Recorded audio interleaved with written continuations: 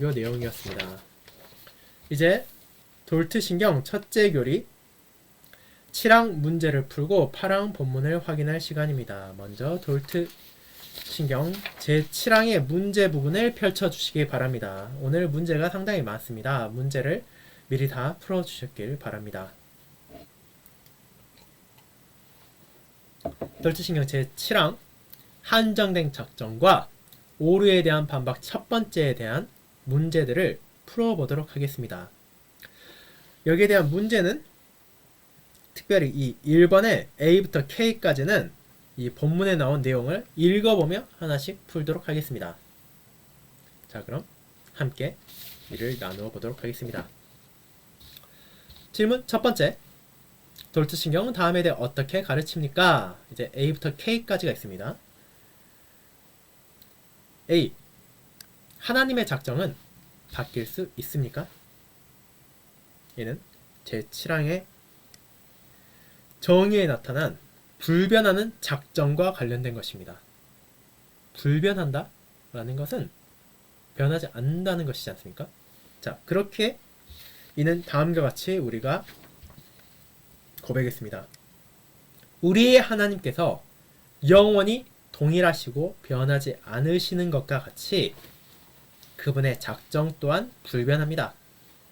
그분께서 영원 가운데 정하신 것들은 시간 안에서 변하지 않습니다. 이 부분에 대해 우리는 제11항에서 더 자세히 다룰 것입니다. 즉, 하나님의 작정은 변하지 않는다는 것입니다. 그렇다면 B. 언제 하나님께서 작정하셨습니까?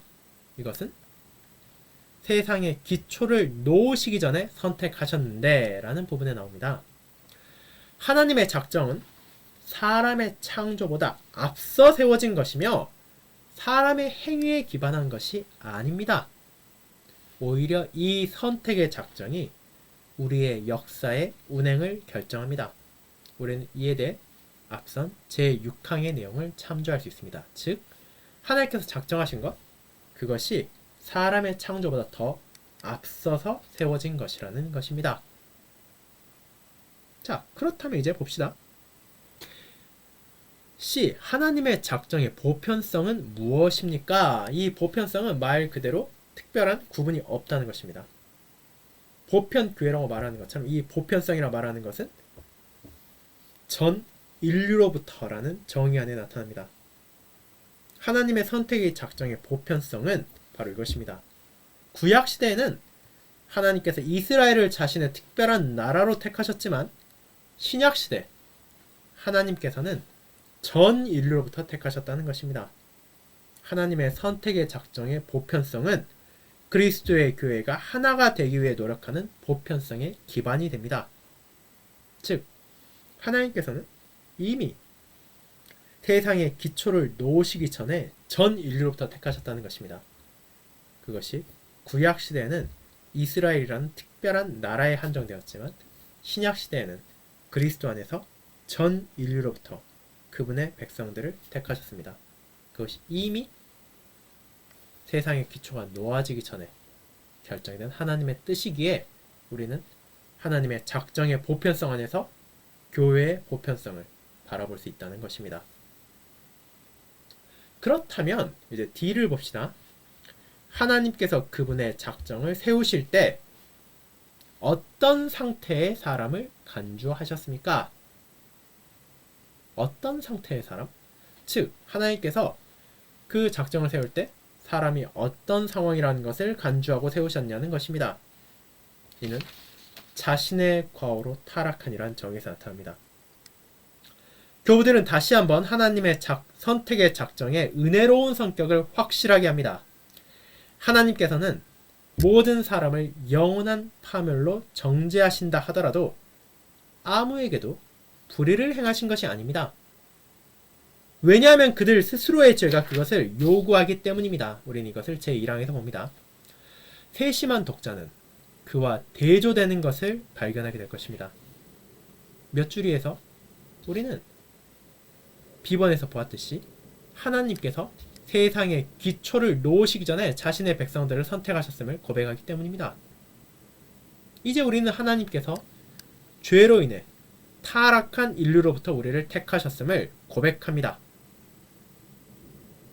세상에 기초가 놓여지기 전에는 사람이 죄를 지을 수 없는데 어떻게 이것이 가능합니까? 우린 여기서 사건의 순서에 대해 말합니다. 우리가 이를 말할 때 우리는 반드시 시간 또한 피조물에 불과하며 하나님께서는 그것에 제약받지 않는다는 것을 인식해야 합니다. 도르트 신경은 하나님께서 누군가를 택하고 누군가를 지나가셨을 때 그분께서 타락한 인간을 생각하셨음을 말합니다. 사람이 아직 창조되지 않았기에 타락하지 않았지만 하나님께서는 그들이 타락할 것을 알고 계셨기에 그 타락한 사람 가운데 누군가를 택하고 누군가를 택하지 않을 것을 작정하신 것입니다. 자, 이 부분 약간 어렵게 느껴질 수 있지만 이것은 또 이후의 항목들에서 조금 더 살펴볼 것이니 이 정의를 먼저 기억하시기 바랍니다. 자, 그럼 2번입니다. 하나님의 주권적인 뜻이란 무엇입니까? 이는 그분의 뜻에 의한 주권적인 따라라는 정의에서 나타납니다. 우리가 하나님의 주권에 대해 말할 때 우리는 그분께서 가장 높은 권능과 권한을 가지심으로 효과적으로 그분의 뜻을 성취하신다는 것을 고백합니다. 누구도 그분의 영원한 계획을 좌절시킬 수 없으며 누구도 그분의 방식에 도전할 수 없습니다. 누구도 그분의 영원한 작정이 성취되는 것을 막을 수 없습니다. 그분께서는 그것을 효과적으로 성취하도록 인도하실 것입니다. 자, 하나님의 주권에 대해 말할 때, 특별히 이 선택에 있어 주권에 대해 말할 때 우리는 그분의 뜻이 분명하게 성취될 것임을 말합니다. 누구도 그것을 방해할 수도 없고 좌절시킬 수도 없다는 것입니다. 그것이 바로 하나님의 주권적인 뜻이기 때문입니다. 그렇다면 F를 봅시다. 하나님께서 택자들을 선택하신 이유는 무엇입니까? 즉, 왜 그분께서는 어떤 사람들을 택하셨냐는 것입니다. 이는 선하신 기쁨이란 정의에서 나타납니다. 이것은 성경에서 취한 표현으로 에베소서 1장 5절이나 9절에 나옵니다. 하나님께서 우리를 택하신 이유를 가리킵니다. 성경은 하나님께서 그 기쁘신 뜻대로 우리를 예정하사 예수 그리스도로 말미암아 자기의 아들들이 되게 하셨으니 라고 말합니다. 이것은 하나님께서 그것을 행하시는 것이 그분을 기쁘게 하기에 우리를 택하셨다는 것을 의미합니다. 이 표현을 사용하는 것은 그 무엇도 하나님께서 누군가를 선택하도록 강제할 수 없음을 강조합니다. 하나님께서는 그저 그분께서 원하셨기에 사람을 건지셨습니다. 이에 대해서 우리는 제10항에서 더 자세히 다룰 것입니다. 그렇다면 하나님의 선택을 가진 받을 만한 가치가 없는 성격은 무엇입니까? 지입니다. 이것은 문제가 약간 헷갈릴 수 있는데 이는 오직 은혜로라는 정의에 나타납니다. 은혜가 무엇입니까? 받을 자격이 없는 호의입니다. 여기에서 도르트 신경의 교부들은 우리가 택함 받을 자격이 없다는 것을 고백합니다. 우리 안에 있는 그 무엇도 그와 같은 선의를 받을 가치가 없습니다. 우리가 앞서 고백한 대로 우리를 위한 선택은 오직 하나님의 선하신 기쁨에만 기반하고 있습니다. 즉, 택자의 선택받음이 그들 안에 무언가 특별한 것이 있거나 가치가 있어서 그에 대한 결과로 받는 것이 아니라 오직 하나님의 선하신 기쁨으로만 받는 것이기 때문에 이것은 은혜, 즉 우리가 받을 만한 가치가 없음에도 주어진 것임을 우리는 이 정의 안에서 고백하는 것입니다. 그렇다면 이제 H를 보도록 합시다. 하나님의 선택 안에서 그리스도의 역할은 무엇입니까? 이는 그리스도 안에서 택하심이란 정의에서 볼 수 있습니다. 비록 하나님께서 죄를 인내할 수 없는 거룩한 하나님이시지만 그럼에도 그분께서는 죄로 인해 타락할 것을 알고 계시는 사람으로부터 선택하셨습니다. 이것은 그들이 행할 것에도 불구하고 그리스도께서 행하실 빛 안에서 가능하게 되었습니다. 그리스도께서는 하나님께서 택한 자들의 자리에서 그들을 위해 하나님의 율법의 완전한 순종을 제공하셨습니다. 그분께서는 또한 그들의 죄에 대한 값을 치르셨습니다. 그리스도의 충족과 의로움, 거룩함에 기반하여 하나님께서는 죄로 타락할 것을 알고 계심에도 그들 가운데 선택하셨습니다. 이 항은 이에 대해 다음과 같이 말하기까지 합니다. 하나님께서는 또한 영원으로부터 그리스도를 모든 택자들의 중보자와 머리와 구원의 기초로 임명하셔서 구원받을 사람들을 그리스도에게 주실 것을 정하셨습니다. 라고 말입니다. 즉, 이 선택은 그리스도 안에서 우리에게 주어진다는 것입니다. 왜냐하면 우리가 그리스도께서 이 땅에 오신 것이 우연히 일어난 것이 아니라 그 또한 하나님의 영원한 경륜 안에서, 그분의 영원한 뜻 안에서, 선하신 기쁨 안에서 이미 정해졌음을 알고 있기 때문입니다. 그렇게 우리는 그리스도의 충족과 의로움과 거룩함에 기반하여서 어떤 가치가 없음에도 불구하고 하나님께 선택받는 은혜를 받았습니다. 그렇다면 이제 무엇을 위해 택자들은 선택받습니까? 그 답은 구원받도록 택하심에 있습니다. 하나님께서는 알미니안주의자들이 말하는 것처럼 사람에게 믿음을 주기 위해 택하시고 그들이 믿음을 보존하는 것에 대해서는 내버려 두시는 것이 아닙니다. 우리는 이것을 첫째 교리 오류에 대한 반박 두 번째에서 볼 수 있습니다. 하나님께서는 그들에게 믿음만이 아니라 믿음의 견인까지도 주십니다.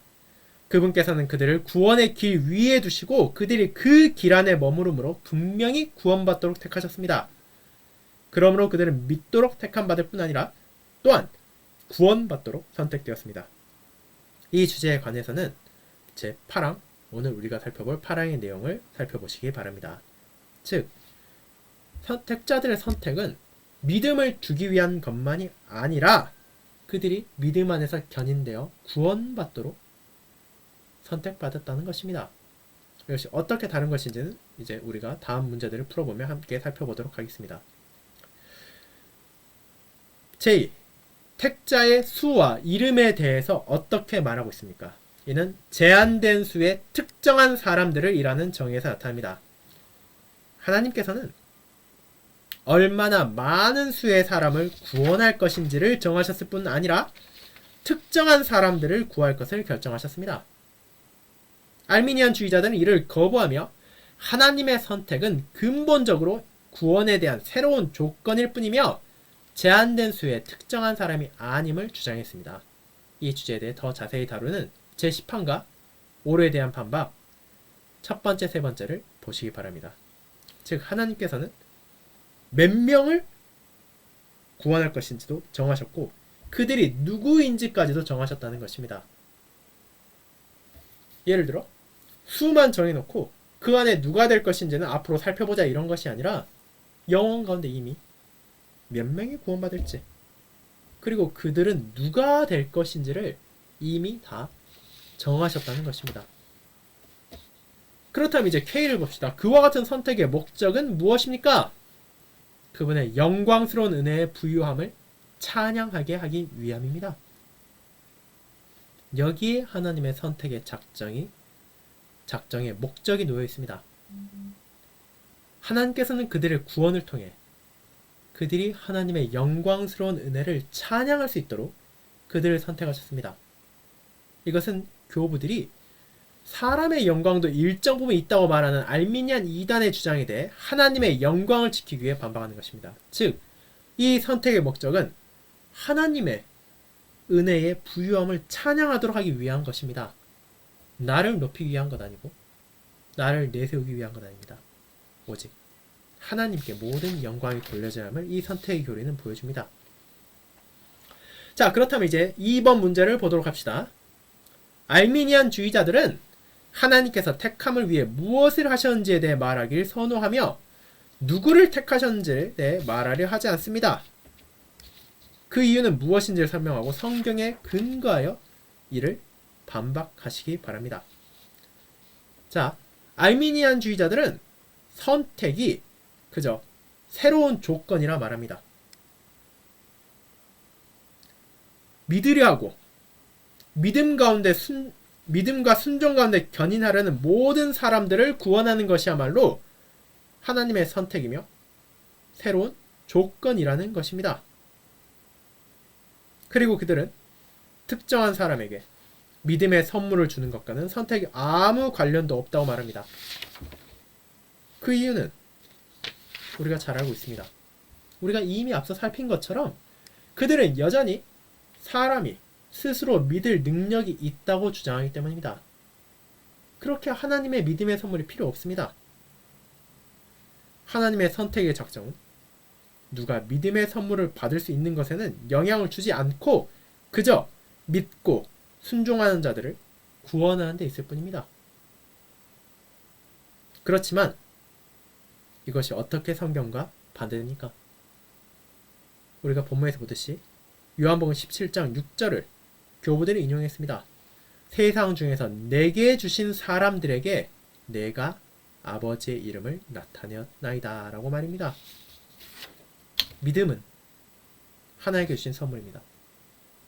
그리고 하나님께서 그 선물을 주지 않으신다면 사람은 스스로 믿을 능력이 없습니다. 그렇게 누가 스스로 믿을 수 있는 능력을 가지고 있다고 생각하는 것은 그 자체가 잘못된 것입니다. 우리는 이 점에 대해서도 이후에 항목들을 통해 좀 더 자세히 살펴볼 것입니다. 자, 그렇다면 이제 3번 문제를 봅시다. 다음 가운데 무엇이 옳습니까? A. 믿음과 순종이 어떤 사람이 구원받는 것을 결정합니다. B. 선택이 누가 믿고 순종할 것인지를 결정합니다. 당신의 결정을 성경의 근거에 설명해 보시기 바랍니다. 즉 A는 알미니안주의자들의 주장이고 B는 교부들의 주장입니다. 즉 개혁주의의 관점이라는 것입니다. 자, 바울은 사도행전 13장 48절에서 이렇게 말합니다. 영생을 주시기로 작정된 자들이 다 믿더라 라고 말입니다. 즉 믿기로 작정한 자가 영생을 받는다가 아닙니다. 하나님께서 작정한 자가 믿음을 가지고 영생을 받습니다. 작정이 사람의 순종의 원천입니다. 우리가 흠이 없고 거룩하기 때문에 하나님께서 택하신 것이 아니라는 것입니다. 하나님께서 우리를 거룩하고 흠이 없게 하시려고 선택하셨습니다. 그 인과관계가 틀려서는 안 됩니다. 그렇게 우리는 알미니안주의의 잘못된 가르침을 결코 받아들이지 않습니다. 그렇다면 더 깊은 숙고를 위하여를 한번 생각해 보도록 합시다. 4번 문제는 이렇게 말합니다. 성경은 특정한 사람들의 선택과 구원을 위한 선택만이 아니라 다른 종류의 선택에 대해서도 말하고 있습니다. 성경을 펼쳐 그에 대한 두 예를 찾아보시기 바랍니다. 자, 이것은 성경에서 선택에 대해 말할 때 우리가 지금 보고 있는 구원에 대한 선택만을 말하는 것이 아니라는 것입니다. 다른 선택에 대해서 말하는 것도 있기 때문에 우리는 이 부분을 주의해서 살펴볼 필요가 있습니다. 첫 번째로 우리는 신명기 7장을 볼 수 있습니다. 신명기 7장 7절에는 다음과 같은 말이 나옵니다. 여호와께서 너희를 기뻐하시고 너희를 택하심은 너희가 다른 민족보다 수요가 많기 때문이 아니니라. 너희는 오히려 모든 민족 중에 가장 적으니라 라는 것을 보게 됩니다. 여기서 말하는 택함은 무엇입니까? 우리가 지금 계속해서 살피고 있는 하나님의 영원한 구원에 대한 작정입니까? 그렇지 않습니다. 여기서 말하는 것은 하나님께서 그들을 언약 백성으로 택하셨다는 것을 가리킵니다. 그리고 우리가 알다시피 이 언약 백성들 안에서 이스라엘 모든 백성들이 구원받는 것은 아닙니다. 그들 가운데 하나님을 거역하여 심판받는 자들이 계속해서 존재했습니다. 그렇게 여기서 말하는 택함은 하나님의 영원한 작정을 말하는 택함이 아니라 하나님께서 그분의 언약을 맺으심에 대한 선택이라는 것을 우리가 기억할 필요가 있습니다. 그리고 또 다른 종류의 선택, 우리가 로마서 9장에 볼 수 있습니다. 로마서 9장 13절은 다음과 같이 말합니다. 기록된 바 내가 야곱은 사랑하고 에서는 미워하였다 하심과 같으니라. 자, 그리고 그 이유에 대해 11절에 대해서 말합니다. 그 자식들이 아직 나지도 아니하고 무슨 선이나 악을 행하지 아니한 때에 택하심을 따라되는 하나님의 뜻이 행위로 말미암지 않고 오직 부르시는 이로 말미암아 서게 하려 하사라고 말합니다. 즉 하나님의 택함은 누군가를 불쌍히 여기셔서 그들을 구원하는 선택만 있는 것이 아니라 누군가를 미워하여 그들의 죄와 비참 가운데 내버려 두시는 선택까지도 있다는 것입니다. 그렇게 우리는 이와 같은 선택들을 구원에 대한 선택과 동일하게 바라보아서는 안 됩니다. 그리고 이 점을 우리는 이어지는 항목들을 통해 좀 더 자세히 살펴볼 것입니다. 우리가 지금 이 문제를 통해 보게 되고 또 계속해서 살펴보는 것은 돌트신경 첫째 교리라 하더라도 이것이 그냥 하나하나가 따로따로 분리된 것이 아니라 다 유기적으로 연결되어 있다는 것입니다. 우리가 이 항목에서 이해하기 어려운 점이 뒤의 항목에서 나오기도 하고 뒤의 항목만으로 어려운 점이 앞의 항목에서 설명되기도 합니다. 그렇게 계속해서 이 부분들을 하나하나 따라가시며 계속해서 생각하시길 바랍니다. 그럼 오늘 우리가 함께 살핀 제8항 선택에 대한 하나의 작전과 첫째 교리 오류에 대한 반박 두 번째 항목을 보도록 하겠습니다. 선택에 대한 하나의 작전 돌트신경 첫째 교리 제8항입니다. 제가 낭독하도록 하겠습니다. 이 선택에는 여러가지 작정이 있는 것이 아니고 구약과 신약하에 구원받는 모든 사람들에 관한 하나이며 동일한 작정만 있습니다. 왜냐하면 성경은 하나님의 뜻에 속한 선하신 기쁨과 작정과 경륜이 하나라고 선언하기 때문입니다. 이 작정에 따라 하나님께서는 영혼으로부터 은혜와 영광, 구원의 길로 우리를 선택하셨습니다. 이 구원의 길은 우리가 그 안에서 걸어가야 하도록 하나님께서 우리를 위해 예비하신 것입니다. 앞선 내용에서 우리는 알미니안주의자들이 개혁주의 고백서들에 대해 억지를 부리며 주장하는 것을 살펴보았습니다. 그들은 자신들의 주장을 설득력 있게 만들기 위해 종종 개혁주의 용어를 사용하곤 했습니다. 만약 누군가가 그들이 선택을 믿냐고 묻는다면 그들은 긍정적으로 응답할 것입니다. 만약 누군가가 그들에게 하나님께서 제한된 수의 사람을 구원하기 위해 택하신 것을 믿냐고 묻는다면 그들은 그에 대해서도 동의할 것입니다. 그것이 가능한 이유는 그들이 선택에 대한 작정이 여러 가지 있다는 입장을 고수하기 때문입니다. 즉, 알미니안주의자들은 선택이 하나가 아니라 여러 개가 있기 때문에 때로는 개혁주의자들이 이렇지 않느냐라고 말할 때 그것도 그럴 수 있다라고 계속해서 말할 수 있다는 것입니다. 그렇게 그들의 함정에 빠지지 않도록 하기 위해 우리는 하나님의 선택이 단 하나의 작정이라는 것을 기억해야 할 필요가 있습니다. 이제 알미니안주의자들이 이에 대해 언급하는 오류에 대한 반박 두 번째를 먼저 읽어보도록 합시다. 오류. 영생에 이르도록 하는 하나님의 선택에는 여러 가지가 있다. 하나는 보편적이고 한정되지 않은 선택이며 또 다른 하나는 특별하고 한정된 선택이다. 후자는 불완전하고 취소될 수 있으며 미결정적이고 조건적이든지 아니면 완전하고 취소될 수 없으며 결정적이고 절대적이다. 동일한 방식으로 믿음에 이르는 선택과 구원에 이르는 선택이 있다. 그러므로 선택은 구원에 있어서 결정적이지 않더라도 의롭게 되는 믿음을 위해 있을 수 있다. 자, 이 부분 약간 어려울 수 있습니다. 하지만 그 내용에 대해서는 조금 이따가 살펴볼 예정이오니 한번 천천히 그 이유 부분을 읽어보도록 합시다. 그럼 이제 그에 대한 반박입니다. 이 모든 주장은 성경에 어떤 근거도 두지 않은 인간의 지성이 꾸며낸 이론에 지나지 않습니다. 그런 선택의 교리는 아주 부패한 것이며 우리 구원의 황금사슬을 끊어지게 합니다.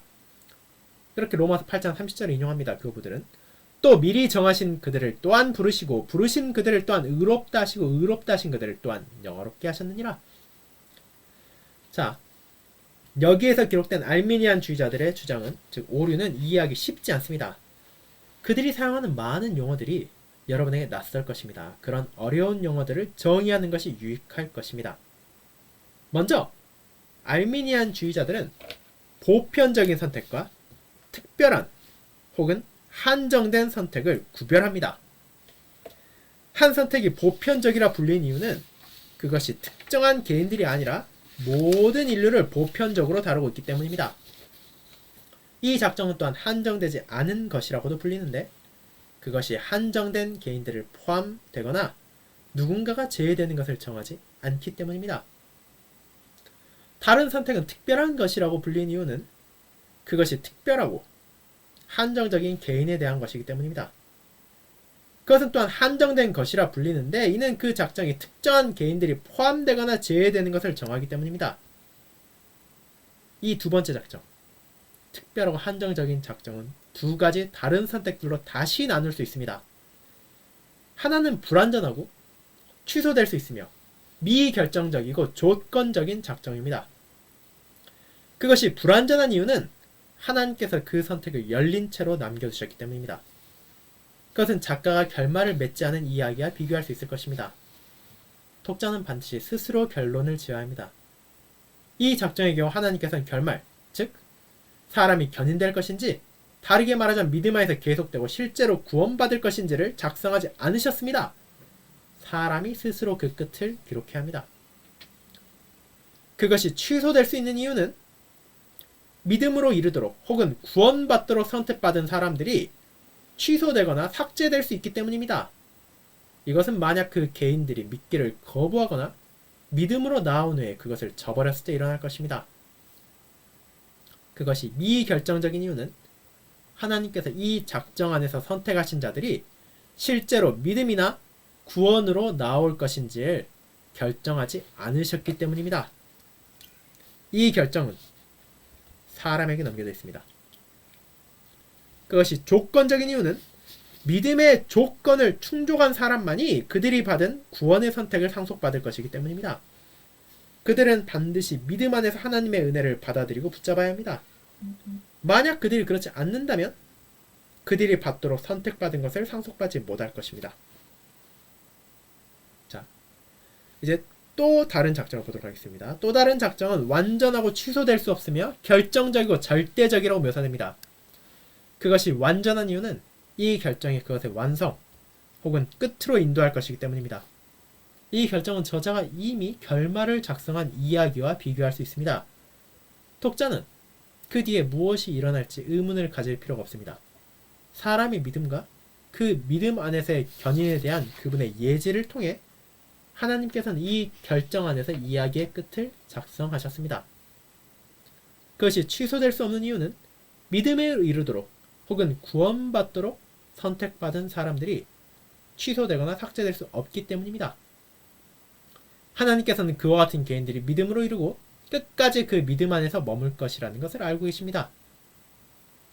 그것이 결정적인 이유는 이 작정 안에서 믿을 수 있도록 그리고 믿음 안에서 머무르도록 결정된 것이 변하지 않을 것이기 때문입니다. 이 결정은 사람에 의해 이루어지지만 하나님께서 그것을 예지하시고 그 사실이 그분께서 그와 같은 개인들을 이 결정적인 작정에 포함되도록 유발합니다. 그것이 절대적인 이유는 이 작정 안에 포함된 그와 같은 개인들이 끝까지 믿음 안에서 하나님의 은혜를 받아들이고 붙잡는 것에 만약이 없기 때문입니다. 그들이 믿음 안에서 인내할 것을 하나님께서는 예지하셨기에 그들의 이름이 이 작정 안에 포함되어 있습니다. 어쩌면 이와 같은 다양한 선택에 대해 도표로 만들어보는 것이 알미니안주의자들이 그에 대해 가르치는 것을 이해하는 데 도움이 될 것입니다. 자, 이 도표를 한번 보시기 바랍니다. 하나님의 여러 가지 선택에 대한 알미니안주의적 관점입니다. 즉, 세 가지가 있습니다. 첫째로 보편적인 선택.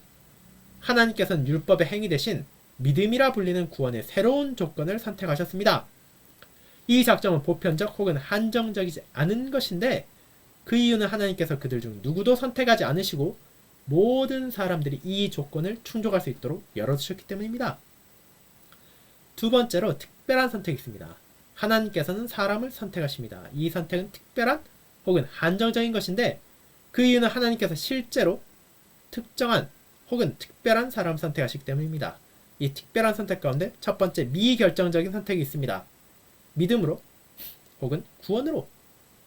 이것들은 예지된 믿음과 선행의 근거를 둔 선택입니다.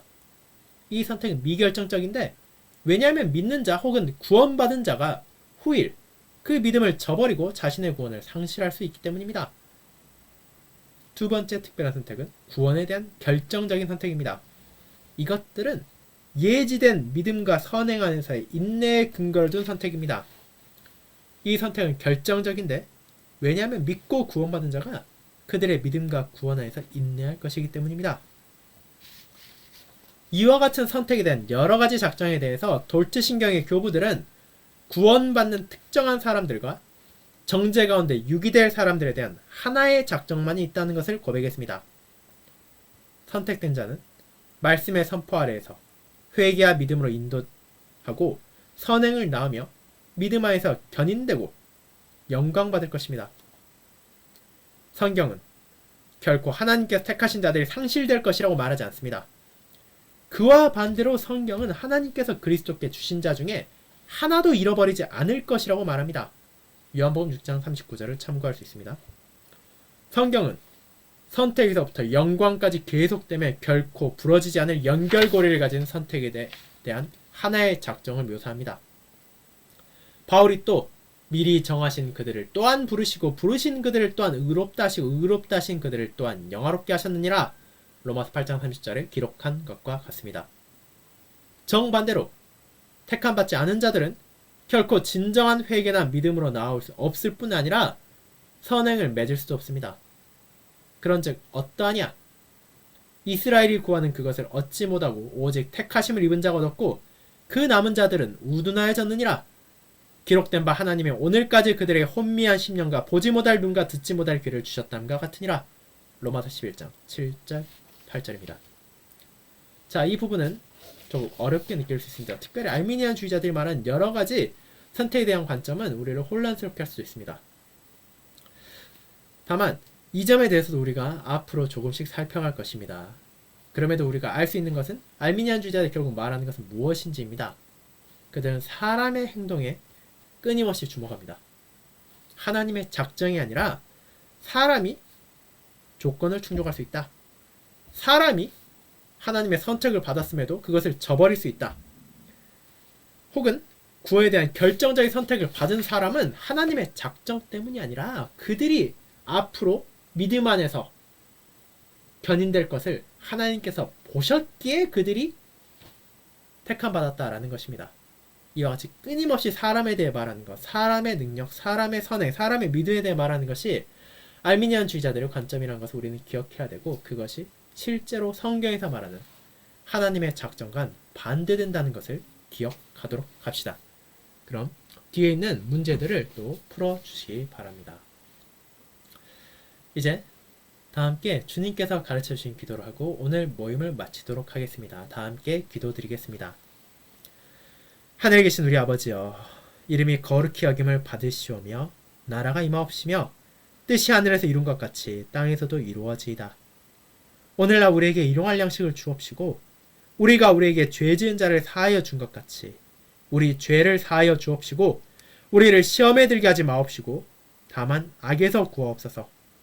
대개 나라와 권세와 영광이 아버지께 영원히 있사옵나이다. 아멘.